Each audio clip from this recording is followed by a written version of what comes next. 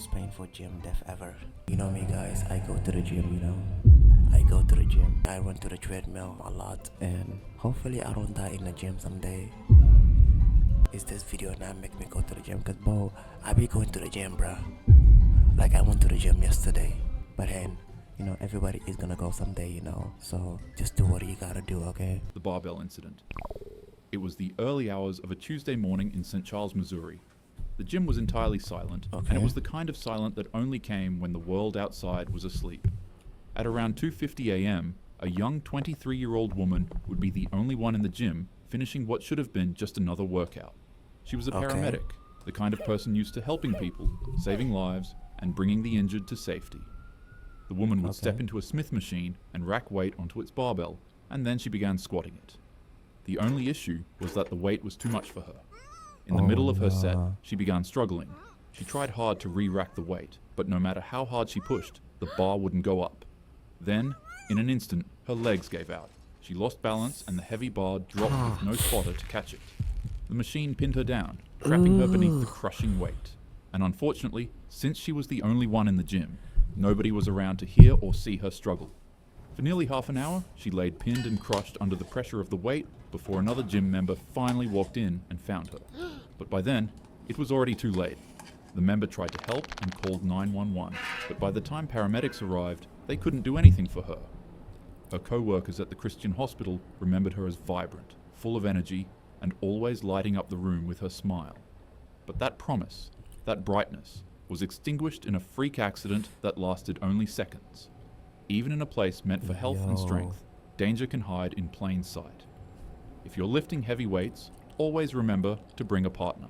There's been a number of times where I've gotten trapped underneath weight without a spotter, but I was fortunate enough to have friendly passerbys help me out. So even if you don't have a partner to work out with, try to work out when the gym is active and has other people in it.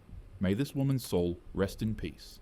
Man. Yeah, this shows you also, like, when you work out, bro, like, stop showing off, okay? Like, bro, when you work out, bro, just lift the amount of numbers you can lift, okay? Do not show off, okay? The leg press incident. 8 years ago, in Vadodara, India, a middle-aged man walked inside of a gym for what should have been a normal workout. He moved from one exercise to another until he finally settled in front of the leg press machine, a piece of equipment built to test and improve raw lower body strength. The man began racking weight onto the machine until it was fully loaded with plates stacked heavy on both sides. Ahmad climbed in, positioned his back against the pad, and began pressing. At first, everything seemed fine. Surprisingly, as his legs pushed the machine, the estimated 1,000 to 1,400 pounds he was leg pressing actually moved. But then came the moment of truth, re-racking the load.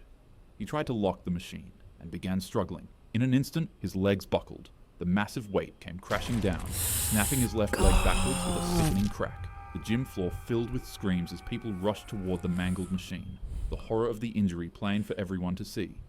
But, by some miracle, the man survived. Nonetheless, the leg press still had done its damage. It had left him with a horrible, gruesome injury, and a lesson that would haunt him forever. Don't ego lift. It's not worth your legs. The shake incident. Bro, I'm not gonna go to the gym, bro, again. Nah, I'm kidding. It was the end of New Year's Eve in Wales. An aspiring musician and fitness enthusiast had completed his day and decided to finish the night off by preparing a protein shake to drink. As you could guess, this was something he had done countless times before, but this time he would try something new, because after all, it was New Year's. His friend recommended that he add a specific powder into his shake, and excited to test it out, the man put a teaspoon of the powder into his drink, blended it, and began drinking it. And then, nothing happened. The drink was just a little bitter, and so he sent a text message to his friend complaining about its taste, but other than that, he was fine. Then the man went to sleep to end his night. Unfortunately, he wouldn't live to see the next morning. You see, the powder the man put in his protein shake was just caffeine. But it wasn't the regulated kind that you'd find in your Starbucks coffee. It was pure, raw caffeine. He only put just a teaspoon of it into his drink, which doesn't necessarily sound that bad. That is, until you realize that one of those teaspoons was equivalent to 70 cans of Red Bull, and he just gulped it down in one sitting. The man shot up awake in a cold sweat. Almost immediately, his body began revolting. His heart was pounding violently, his vision became blurry, and his chest began constricting as if an anaconda was wrapped around him. He raced to the bathroom and began vomiting. His system had been overloaded with a stimulant so powerful that there was essentially nothing that could be done to stop it. Within seconds, he collapsed to the ground, hitting his head on the floor and going into cardiac arrest. Later on in the morning, his parents would find him cold on the floor and fall into a panic. They called 911 and paramedics rushed to his home, but there was nothing they could do. The cause of the tragedy was later revealed to be the simplicity of one mistake. The scoop he used to measure the caffeine powder was actually meant for protein, not for a fine, potent stimulant. This incident sparked up a huge controversy over the ethics of making something this dangerous as accessible as it was. Many argued that powders like these shouldn't be sold on shelves if such a tiny mistake could come with such a costly consequence. The death grip incident. The death grip is a risky form of holding a barbell. When you pick up the weight for bench press, instead of wrapping your thumb around the bar and securing it in place, some gym goers remove their thumbs and place them to the side. People say, wait, really? I mean, I didn't know that. This way of bench pressing helps them focus on pushing the weight more. Others claim that it makes their triceps activate. Nonetheless, it's a stylistic way of benching that is extremely dangerous. And on a Monday, at a gym in Ankeny, Iowa, a 22-year-old student at Iowa State University would find this out the hard way. The weights clanged, the music thumped, and lifters pushed themselves through the grind. Okay. For this young man, the bench press was just another part of his normal routine. It was something that he had done countless times before. That day, he made sure to fully load the bar to 315 pounds in an attempt to beat his PR max. With the plates 3 on each side, this was the kind of weight that demands respect. The man laid back and gripped the bar, but in order to really focus on doing his absolute best in this bench press, he switched his normal grip to a death grip, then unracked it. He took a deep breath, and for a moment, I know what's gonna happen. But before he could even attempt to bench the weight, in an instant, his grip gave way. The barbell slipped from his hands. The full 315 pounds came crashing down across his jaw, neck, and chest. The sound echoed through the gym as lifters rushed toward him. No. Massive internal injuries were already done. Wait. But the damage was irreversible. Sound echoed through the gym as lifters rushed toward him. Why does his hand look like that? This animation is funny, but let's go. Toward him. Massive internal injuries were already done. His spotter and bystanders fought to pull the bar off, but the damage was irreversible. The man was rushed to the hospital, but despite everything doctors tried, he passed away from his injuries. His coach later said, "He was lifting weights, something I did with him 1,000 times." But that's the cruel truth of the bench press. It doesn't take recklessness, only a second of misfortune. Maybe the reason why is because he did that finger or whatever. I hit the gym frequently, and I won't lie. I usually find myself using a death grip whenever I'm doing bench press. But the truth is, no lift is worth your life. Always use a safe grip. Have a spotter, and never gamble with 300 pounds of steel. The gym should build you up, not bury you. May this man's soul rest in peace. Yeah, man. The dumbbell incident. It was a late evening inside a small gym in Medapalli, Telangana. The clients had finished their training, the weights were racked, and the silence was broken only by the clink of iron as a 34-year-old trainer and owner cleaned up his facility. But then, out of nowhere, the calm was shattered. 3 men walked into the facility, and for some odd reason, an argument broke about between the 2 parties. As the feud reached a boiling point, without warning, one of the men grabbed a heavy dumbbell and drove it into his face, instantly obliterating the man's. The men began smashing the trainer's body with dumbbells, striking his chest again and again, with each blow being more devastating than the last. The trainer's body was left mangled on the ground, and the place that he had once built to help people improve their bodies and strength now became his final battleground.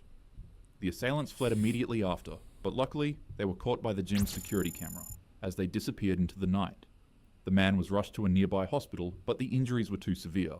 Doctors fought to save him, but he succumbed during treatment. Investigators believe the motive may have been personal, a suspected love affair, or twisted grudge. Something definitely not worth a human life. Yeah, bro. The tanning incident. On a quiet Friday evening, a 39-year-old Indianapolis man walked into a Planet Fitness on Hardigan Street. He checked in, went about his routine, and got ready to leave after finishing everything he needed to finish. But before he left, he decided to make a quick stop in the gym's tanning bed to give his skin a nice finish. It was quick. The man hopped into the tanning bed and was blasted by tanning lights for 10 minutes, left the gym, went back home, and slept happily ever after. Except that's not what happened. You see, the man's car was left parked in the gym's lot. It never left. And his family became extremely worried when he didn't return home for a day. One day turned into 3 days, and before you knew it, the truth finally came out. Don't tell me. The man struggled with an addiction that I can't mention on YouTube. It's speculated that the man had consumed some of the substance before slipping into the tanning bed. And while the machine tanned his skin, he quickly realized that he had consumed too much of the illegal substance. He began convulsing while trying to escape the tanning bed, but it would be to no avail. For 3 whole days, the man would remain stuck inside with his body trapping the energy from the device's UV lights, causing him to become disfigured. Finally, a staff member of the Planet Fitness discovered his body locked inside of the tanning bed. He had been there since Friday, alone, silent, and hidden in plain sight. Authorities were immediately called when they found him, and by the time police and investigators pieced it together, questions were everywhere. Why did it take so long for someone to find him? Why did no alarms go off? And was it really just the substance he consumed that caused him to become stuck in the tanning bed? His mother later confirmed he had been struggling with an addiction, but she still remembered him as the kindest person with the softest heart. The gym is where you shape yourself into the best version of who you can be. It's a place that builds not only strength, but also health and happiness. But none of that matters without safety. Safety always comes first. Train with a spotter when you can, pay attention to your muscles and joints if they warn you to slow down, and never load more weight than you're truly ready to handle. With that being said, have a happy day. Okay.